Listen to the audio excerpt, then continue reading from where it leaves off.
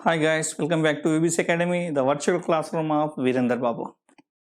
Dear students, in our previous session, we discussed about the very important concept of the stationary waves, and we have applied the stationary waves concept for the strings, open pipes as well as closed pipes.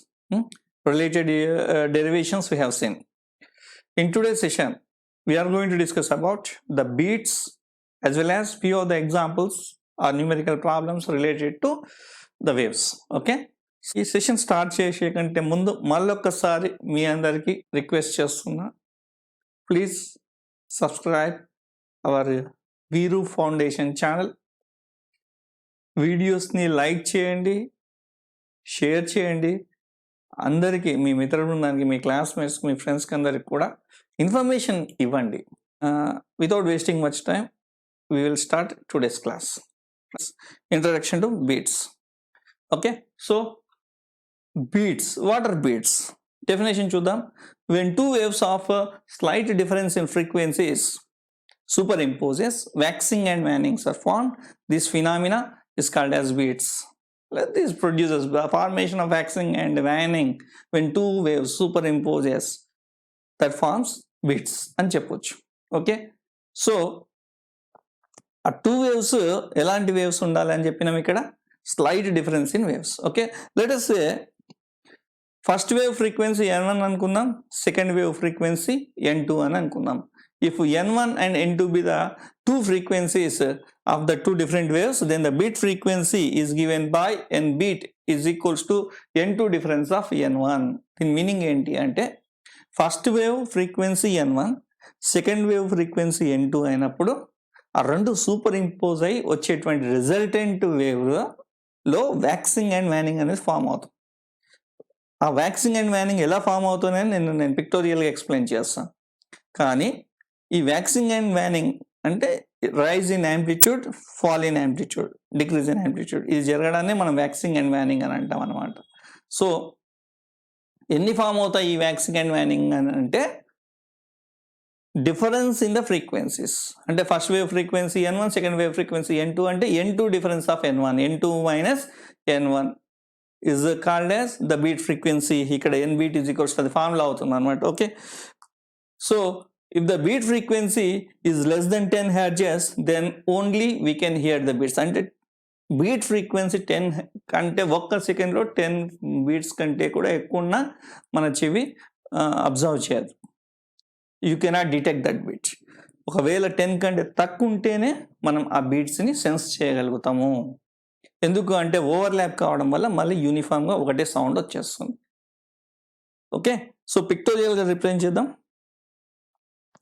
ఈ blue కలర్లో చూపిస్తున్నది first wave అని అనుకుందాం. ఇక్కడ పైన I will make this one as first wave. Okay, so this is the first wave.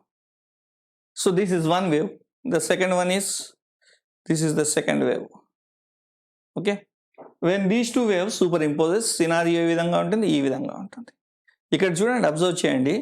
So both the maximas as well as minimas ఇక్కడ super impose కలవడం వల్ల యాంప్లిట్యూడ్ అనేది ఇంక్రీజ్ అవుతుంది, యాడప్ అయి.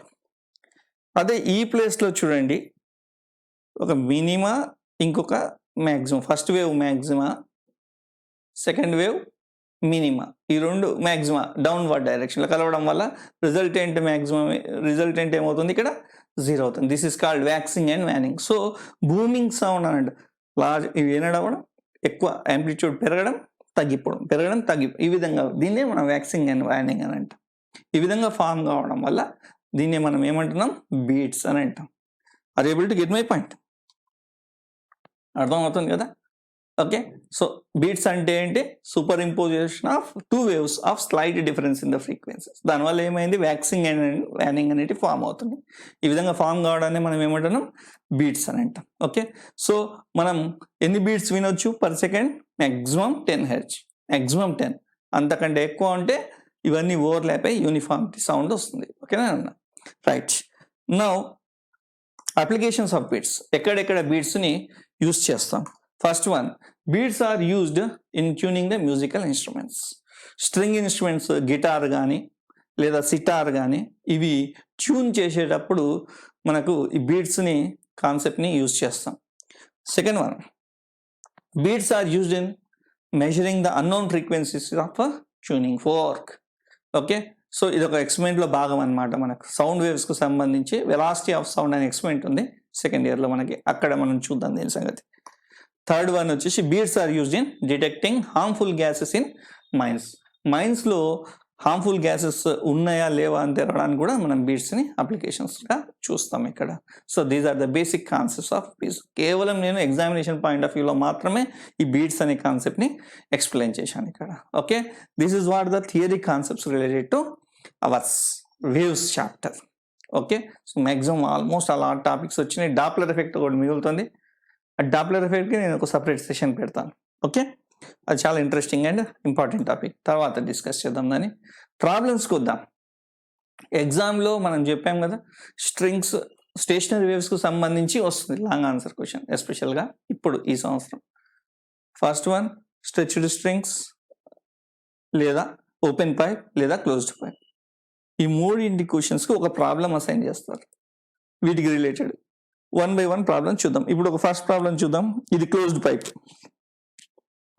A closed organ pipe of 70 centimeter long is sounded. If the velocity of the sound is 331 meters per second, what is the fundamental frequency of vibration of the air column? Okay, so first of all, మనం ఈ problem read చేసిన తర్వాత అర్థమయ్యేది ఏంటి అంటే, వాడు ఇచ్చినటువంటి pipe ఏది, closed organ pipe. Okay, so చూడండి ఇక్కడ ఇది క్లోజ్డ్ పైప్, అవునా? ఈ క్లోజ్డ్ ఆర్గాన్ పైప్ లెంగ్త్ ఎంత అన్నాడు, ఇక్కడ ఒక డయాగ్రామ్ వేసాను చూడండి. క్లోజ్డ్ ఆర్గాన్ పైప్ తీసుకున్నాను నేను. This is the closed organ pipe. We know that at open end we are going to form antinode, at closed end we are going to have node, and the distance between node and antinode is λ/4. Everything మనం last వీడియోలో చూసాం, ఇది last before వీడియోలో. So L is equals λ/4 కూడా అక్కడ mention చేశాను. Diagram వేసుకుంటే మనకు చాలా ఈజీగా ఉంటుంది. So the velocity of sound ఇచ్చిన డేటా ఏంటి చూడండి. Length of the pipe is 70 centimeters అని ఇచ్చాడు. Speed of sound is 331 meters per second ఇచ్చాడు. ఏమడుగుతున్నాడు, what is the fundamental frequency of vibration of the air column. First time వచ్చేటువంటి frequency, fundamental frequency ఎంత ఉంటుంది అని చెప్పేసి క్వశ్చన్. ఓకే, సో మనం దీని కాన్సెప్ట్ సంబంధించిన అన్ని కాన్సెప్ట్స్ చాలా ఈజీగా డిస్కస్ చేసిన ఒకటే ఫార్ములా ఇక్కడ, V is equals to nu lambda. లాంబ్డాని ఎల్లో ఎక్స్ప్రెస్ చేస్తే చాలా లెంగ్త్ ఆఫ్ ద ఎయిర్ కాలంలో. ఆల్రెడీ నేను రాసిన కదా, L ఈజ్ ఈక్వల్స్ λ/4. అప్పుడు లాంబ్డా ఎంత అవుతుంది, క్రాస్ మల్టిప్లై చేస్తే ఇక్కడ రాశాం. L ఈజ్ ఈక్వల్స్ λ/4 రాశాను కదా. లాంబ్డా ఈజ్ ఈక్వల్స్ ఏమవుతుంది, 4L అవుతుంది. చూడండి what I have done. So frequency formula, frequency nu is equals to V/λ. V is equals to nu lambda నుంచి తీసుకున్నాను. లాంబ్డా ప్లేస్లో ఇక్కడ lambda is equals to 4L. ఎక్కడికి వెళ్ళి తీసుకొచ్చాం మనము, ఇక్కడికి వెళ్ళి తీసుకొచ్చాం. V వాల్యూ ఎంత అట, 331 meters per second. So V value substitute చేద్దాం. 4 into L వాల్యూ ఎంత. ఇక్కడ ఒక చాలా ఇంపార్టెంట్ పాయింట్ ఏంటి అంటే, లెంగ్త్ 70 centimeters ఇచ్చాడు. స్పీడ్ వచ్చేసి, స్పీడ్ ఆఫ్ సౌండ్ వచ్చేసి మీటర్స్ పర్ సెకండ్లో ఉంది, ఇక్కడ సెంటీమీటర్స్లో ఉంది. సెంటీమీటర్స్ దేనిలో కన్వర్ట్ చేయాలి, MK సిస్టంలో కన్వర్ట్ చేయాలి, అవునా? సో అది చాలా ఇంపార్టెంట్, మర్చిపోద్దు అది ఫస్ట్. సో సెంటీమీటర్స్ని మీటర్స్లోకి మార్చినప్పుడు అది 0.7 meters అవుతుంది. వాల్యూ సబ్స్టిట్యూట్ చేసాను అంతే. V value, L value substitute చేస్తే 331/4 into 0.7, 4 into 0.7 చేస్తే మనకి 2.8 వస్తుంది. 331/2.8 చేస్తే మనకి ఎంత వస్తుంది, 118.21 hertz. So conclusion is the fundamental frequency of this closed pipe is 118.21 hertz గా చెప్తాం. Okay, coming to the second problem. A open organ pipe of 85 centimeter long is sounded. If the velocity of sound is 340 meters per second, what is the fundamental frequency of vibration of the air column? So the first thing is, here a open pipe is taken. Okay, so open pipe annappudu both the ends are open, where we are going to have antinodes. Okay, the distance between two antinodes is lambda by 2 or lambda is equals to 2l. This is what the relation for length and wavelength lambda. Okay, once again we will see the given data. Length of the pipe is 85 centimeters. అంటే మనం metres లోకి మార్చుకోవాలి. 85 centimeters is equals to 0.85 centimeters. Yes, 0.85 meters. Units convert అయిపోయింది. Speed of sound wave is nothing but v is equals to how much? 340 meters per second. ఈ రెండు కూడా given data. Sir no. So next ఏం చేద్దాం, మనం just ఫార్ములాలో substitute చేయడం. What is the formula? Frequency nu is equals to v by lambda. Lambda already I expressed it in terms of length 2l కనుక. So మనం ఇక్కడ చూస్తే ల్యాండా ప్లేస్లో 2l రాశాను చూడండి. So V by 2l, V 340 metres per second, 2 into L 0.85 metres. ఈ రెండు వాల్యూస్ సబ్స్టిట్యూట్ చేసేసి, సో 2 ఇంటూ 0.85 అంటే ఎంత బెట 1.7 అయింది. 340 by 1.7 సాల్వ్ చేస్తే 200 హెర్ట్జ్. సింపుల్, పెద్ద క్యాలిక్యులేషన్ అనుకోవద్దండి. 340 1.7లో డెసిమల్ తీసేస్తే పైకి ఏమొస్తుంది 10, 3400, 17 2 34. సో మొత్తం ఎంత 200 hertz. That's all. So open organ pipe fundamental frequencies 200 హెర్ట్జ్గా మనం కంక్లూడ్ చేసాం. This is what the way of solving the problems related to open pipe as well as close pipe. ఇలాంటి problems repeat అవుతాయి చూడండి, అంతకు మించి ఇంకేం లేదు. Okay, coming to the string problem చూద్దాం. What is the problem? A steel wire of 0.72 meter long has a mass of 5 into 10 to the power minus 3 kg. If the wire is under a tension of 60 Newton, what is the speed of transverse waves on the wire? Okay, so first given data చూసినట్టయితే మనకు mass of the wire m is given as 5 into 10 to the power minus 3 kg. Okay, so ఇది mass 5 into 10 to the power minus 3 kg ఇచ్చాడు. Next length of the wire is 0.72 metres అన్నాడు. Tension in the string is 60 newtons అన్నాడు. కనుక అన్నీ కూడా ఒకే సిస్టంలో ఉన్నాయి, MK సిస్టంలో ఉన్నాయి కనుక ఇక్కడ యూనిట్ కన్వర్షన్స్ చేయాల్సిన అవసరం లేదు, టెన్షన్ ఏం లేదు. కానీ the speed of A transverse wave in stretch string v is equals to square root of t by mu. Mu అనేది ఏంటి? Linear density. లీనియర్ డెన్సిటీ ఇవ్వలేదు, అది ఫస్ట్ కనుక్కోవాలి. Okay, so linear density formula ఏంటంటే linear density mu is equals to mass per length. Okay, so mass ఎంత ఇచ్చాడు? 5 into 10 to the power minus 3 kg కనుక, so 5 into 10 to the power minus 3 kg ఇక్కడ substitution, plus length is nothing but 0.72 metres కనుక 0.72 substitute చేసి ఈ రెండింటిని division చేస్తే నాకు వచ్చినటువంటి answer 6.9 into 10 to the power minus 3 kg per meter. kg per meter is the unit of linear density.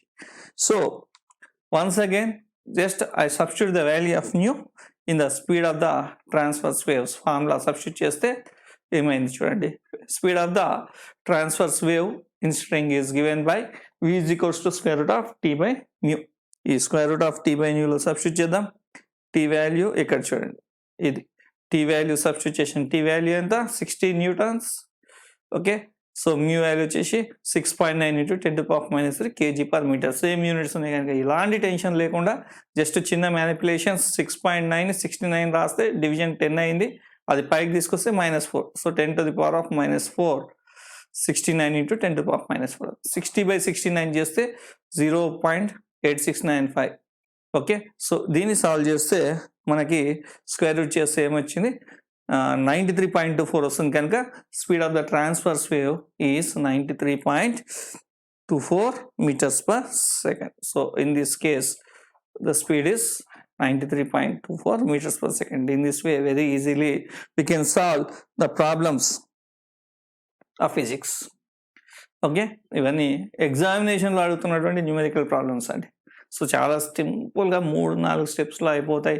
2 marks మనం ఈజీగా స్కోర్ చేసుకోవచ్చు.